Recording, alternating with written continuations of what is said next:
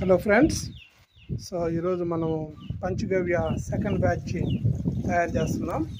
So ఇక్కడ చూసారంటే already ఆ పేడ 3 రోజుల పాటు 1 కేజీ మంచి నెయ్యిలో మగ్గిన పేడ అనమాట.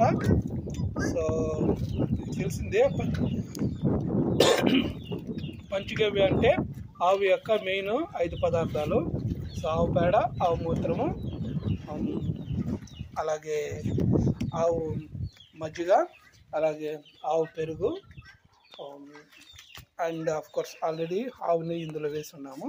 సో ఈ 5తో పాటు బెల్లము మరియు బాగా మగ్గిన అరటి పండ్లు, అలాగే టెంకాయ నీళ్ళు, 2 లీటర్ల టెంకాయ నీరు, అలాగే మనకి బాగా ఫెర్మెంట్ కావడానికి ఈస్ట్కి ఆల్టర్నేటివ్గా ఈ కళ్ళు, వీటన్నిటిని కలిపి ఈరోజు మనము సెకండ్ బ్యాచ్ తయారు చేస్తున్నాము. సో ఇది మొత్తం ఒక 10 ఎకరాలకి వస్తుందన్నమాట. ఆల్రెడీ ఒక 10 ఎకరాలకు తయారు చేస్తున్నాము.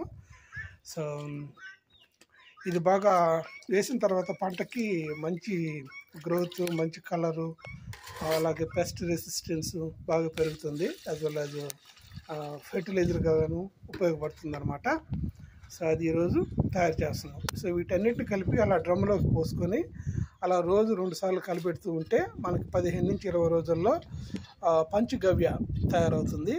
సో దాన్ని తీసి మనము పంటకి ప్రతి 2 లీటర్లు పంచగవ్యకి ఒక 100 లీటర్లు నీరు కలుపుకొని లేదంటే 1 ఎకరాకి 2 లీటర్లు పంచగవ్యని నీళ్ళలో కలుపుకొని స్ప్రే చేసుకోవడం జరుగుతుంది. సో ఈరోజు మేము ఆ పనిలో ఉన్నాం. Thank you.